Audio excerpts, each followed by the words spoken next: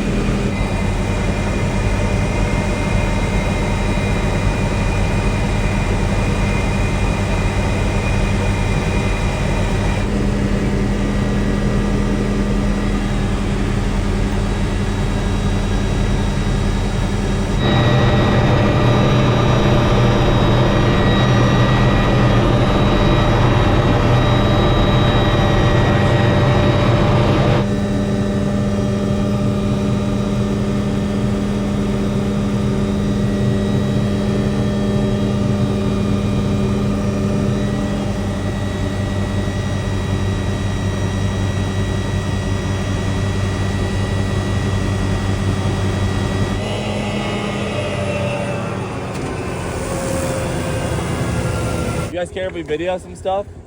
Okay, cool. Just wanted to make sure. How you guys doing? Good, you. Bradley Boone, I'm the one you've been talking to there on the Bradley, phone. nice to meet Dark you. Murphy, Dark Chief. Murphy. Nice to meet you there. Man, how's it been? Well, slow, but Slow, yeah, but- but we made a lot of progress, haven't we? Yes. Looking better every day. There's not 20-foot ravines through the road Yeah. curving up to Cattail Creek and stuff. Oh man. It's How crazy far to did you see. guys go up to there? We went all the way to the top. Did you? Yeah, it's night and day Oh yeah, for sure. Yeah. But it's crazy to see still all this open land, where it's crazy to think there's a river right here. Yeah. Did you guys come up the valley, up the river? I actually jumped over to the riverside, Okay. where the church is, Yeah. and I saw there was a parking lot. Yeah. I was like, So I man, pastor that church. Oh, you do? Yeah, and you landed in it. You got a video of Yeah. you landing in it. Yeah, it looks a lot different. Just got it paved this week. Yeah. Oh, really? This Yeah, week. brand new parking lot. What's it been? Is it 8 months? 8 months. 8 months. I mean, it's not a lot of time. It looks drastically different. Yeah. In some ways, it looks like the ground, looks the same, but I see all the roads where you patched and new power lines and stuff. I mean, y'all been working your tails off. I'm Well, sure. they have. Somebody have. We worked hard for 6 weeks just trying to keep everything going, but then we've had a lot of good help coming. Yeah. Yeah. And how did all the folks up at the top make out after we left? We were only here for a few days. Everyone get down and Yeah, they did a lot of helicopter rescues out of Cattail. We're making progress every day. A lot of the power lines, was put in temporary, and I don't know how long it took us. It took at the fire department, was it right at 34 days. 34 days to get power, and then lots longer on up in here. And right now, we're continue to have wind all spring. yeah. So we're still having some power outage till we get everything fixed back permanent. It was blowing just the other day, right? Yeah.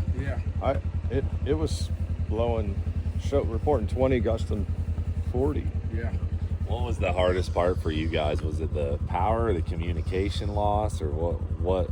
All of the above. All of the above. The communication part was crazy. I can't believe it was like zero Super. communication. Probably what, Darren?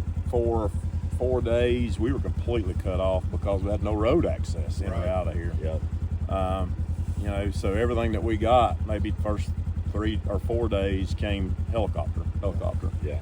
And then they've got us a road built where we get side by sides in and out of here. Yeah. But it was it was probably a week or two before you could drive with just a regular truck in and out of here. Yeah.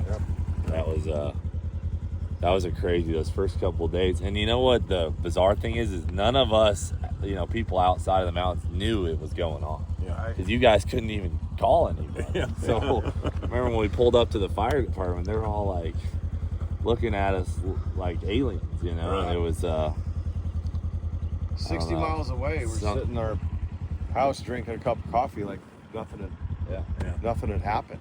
Because it's so focused up here in the. I'm sure you're going to hear this story about 1,000 times, but they had a church service at the fire department that Sunday when you flew in, and they hadn't seen anybody.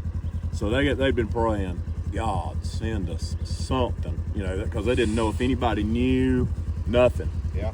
And they said that they hadn't much more than said amen. I wasn't in there when it happened. They said they hadn't much more than said amen, and they had heard a helicopter circling. yeah.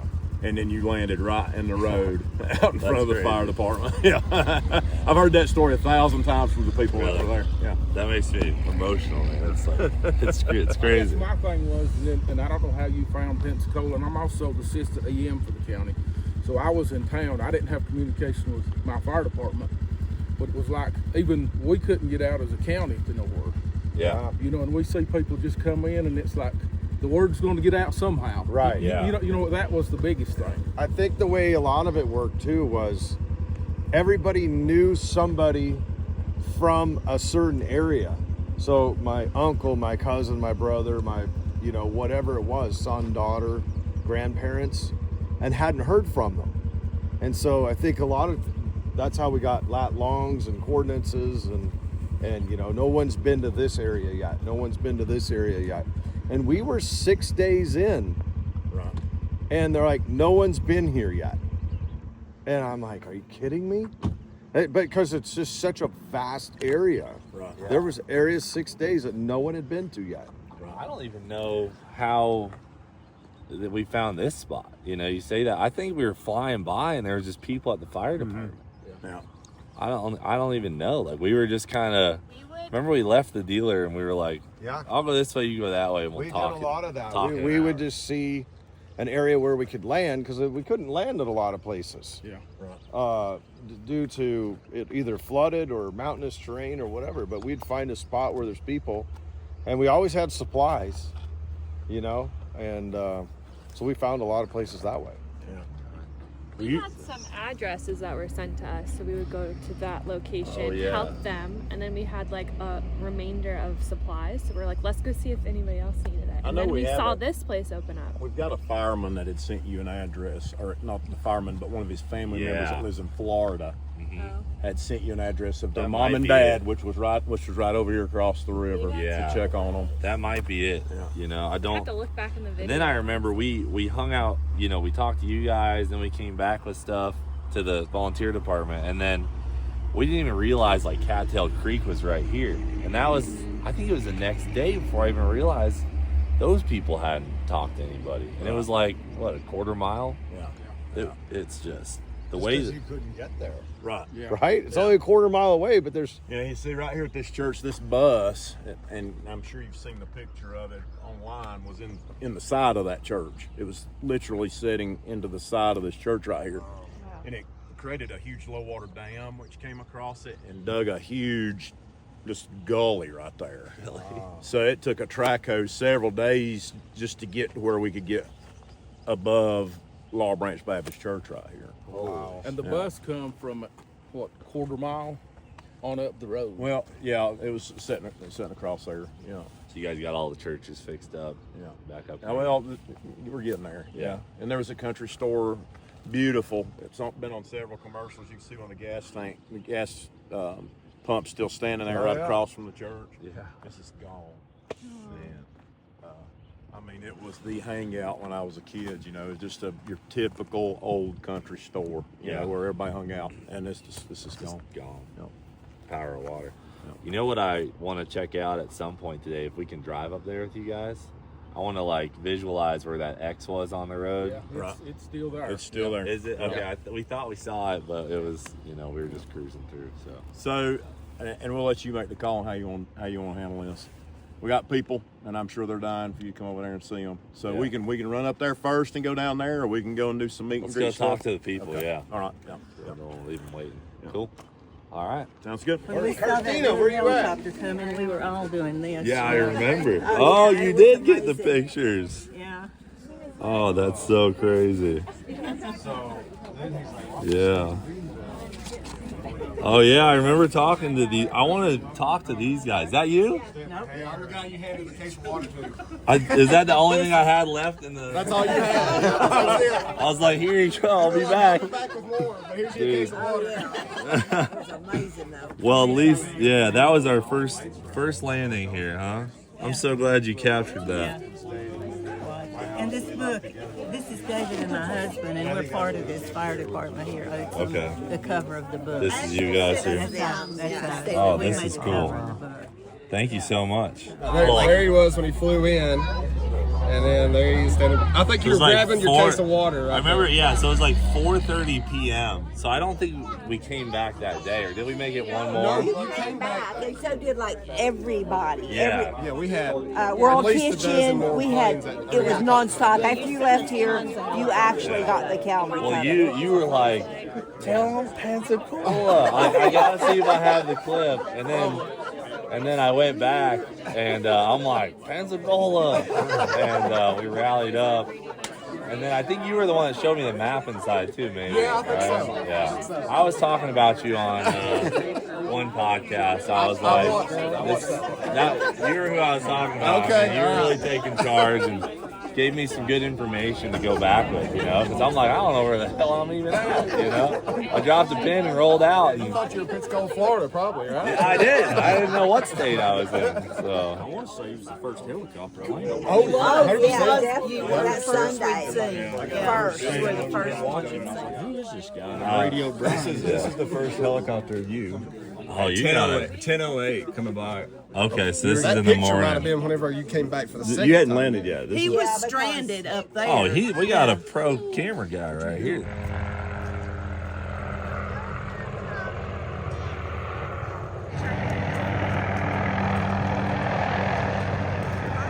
and then you came back like 6 minutes later from going up to Cattail, and you came down. Yeah, because we were looking for people like in despair out in the open, like if they were hurt, and then we didn't see any, so we came to the department. Did you see us running out screaming? Did you see us? Yeah, that's that. I mean, we were like, they need some help. I was just glad we found you guys.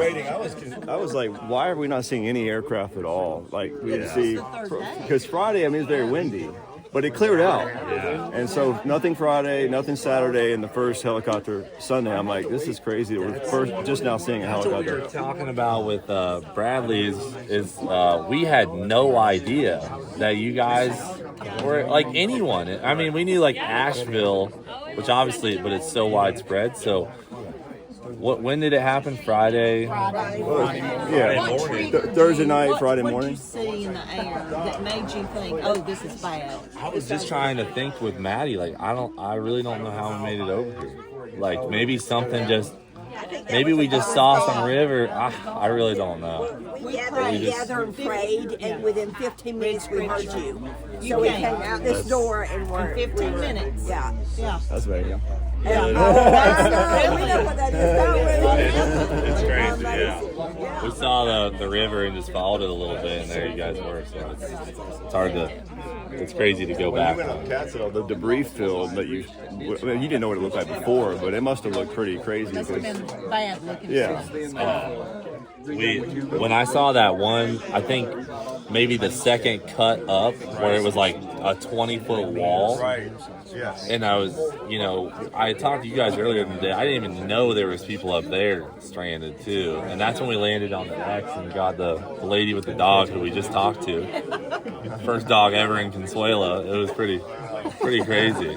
She's like, I gotta bring my dog. I'm like, can't separate a lady from her dog. So. We'll go ahead and get started.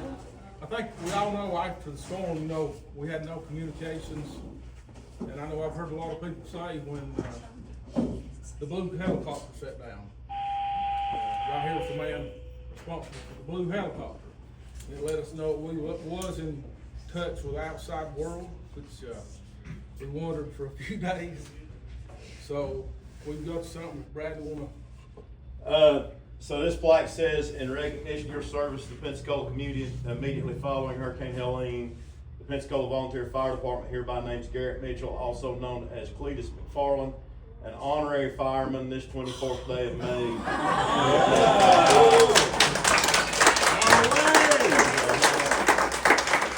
Honorary fireman. Hell yeah. I gotta put this baby on. Oh yeah. Oh, what did that say? Do it for Dale. Oh man. Wow. Hell yeah. Thanks, guys. Wow, thank you. So much. Appreciate it. Just so you know, we meet on Monday nights. Monday You don't have to make all the meetings, but if you'll come every time we have an event like this, it'll be good. Yeah. Do I get am I on your insurance now? Thank you guys. That's amazing. And here, you talked about the hat. Oh yeah, I've got some hats. Thank you. Cool. Thank you guys so much. We wanted to stop by and say hi to y'all, and we feel like we have, especially Maddie and I talk about it all the time. We feel like a connection with you guys just because it was such a traumatic time, and just I don't know, something about it feels like we know y'all probably more than we actually do. We feel some connection. So it's cool to see you all, and cue the emotional music. Thanks for coming by today to say hi and hang out, and I appreciate the honorary fireman nomination. I just add to what Cleetus said. It was amazing to see when we go into these places for the first time. And I was telling some people that we were like day 4, day 5, and going into places like this that he came into and nobody had been to yet. And it was hard for us to imagine that, you know, day 4 or 5 and nobody had been into some of these areas, Cattail Creek or wherever it might be. So it was pretty neat to be able to come up and see those people for the first time and try and make a difference, get them some supplies and communication. So our plan's gonna be for the rest of the day, they can mingle with you guys, talk all that they want. We're gonna take them on a little tour of the district here in a little while. Pigs and Grits is bringing enough food for 100 people. Oh, nice. So Now we're talking. That's why we really came. This is a real deal. Biffle, I can fight fires. I know. I'm in. You can wear that in a helicopter. Do it for Dale edition. That's nice. With the Cleetus logo. Shit, I ain't wearing my helicopter helmet anymore. I'm gonna be Number 17. I don't need radios. That a fire? Alright, we're going on a little tour. Someone a little guy taking a picture with Consuelo over there. So this is all just that was in the middle of the road when you guys did the repatch.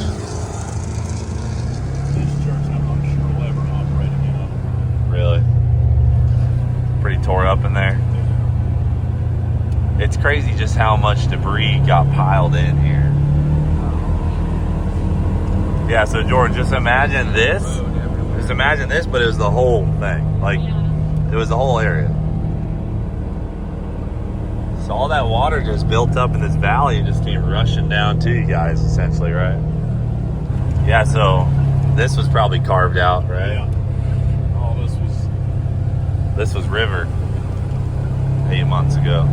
the creek just jumped there and went right straight down the valley, and it kind Instead of staying in here. Yeah. So this was totally wiped out, right? Yeah, all this Okay, so this is what made a gap between that community and this one, basically. Yeah, there's Power lines down there. Yeah, I remember this was just wiped, and there was, because of the terrain, there was really no way to get over to that side. I saw you guys hiking part way through the day.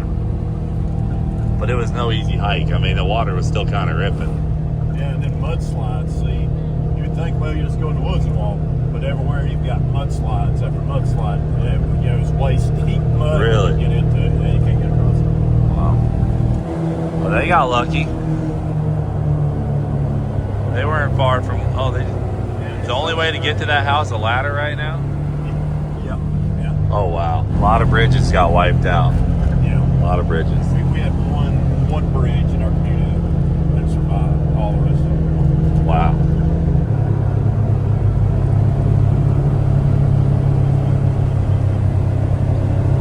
Damn. Yeah. Narrow right there. You can see how big it is. Yeah, it just carved a hole, Yeah. and it went so wide there was just no way through without climbing down the walls. But then you gotta battle the water. It's nice that the water's calmed down. You kind of see what's going on. But wow, we're coming up on the X. Yeah. Getting close. Cool. See, this right here was all gone, and they had a road fixed where you could ford the creek there. Yep. And back around the backside for weeks. That's how we had access to this. Damn. We had to rebuild all this back from grade. Yeah. Oh, here's the X. This is my most memorable landing of all time.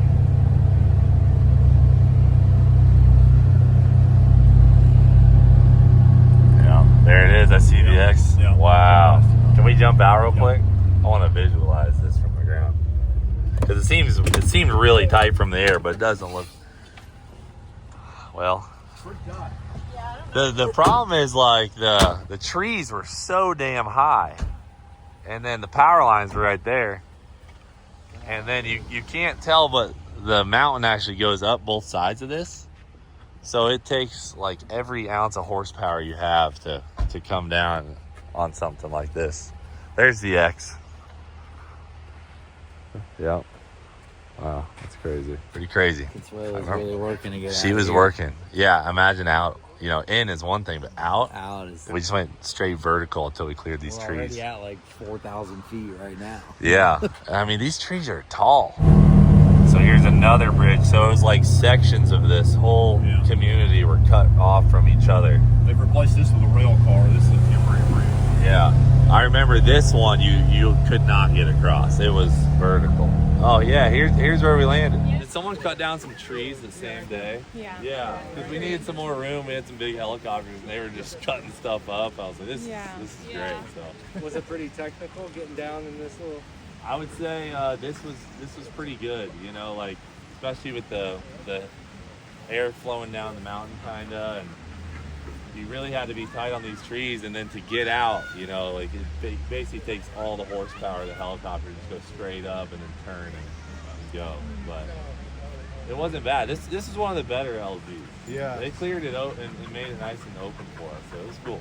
This is where you guys are bringing all the debris? Yeah. Damn.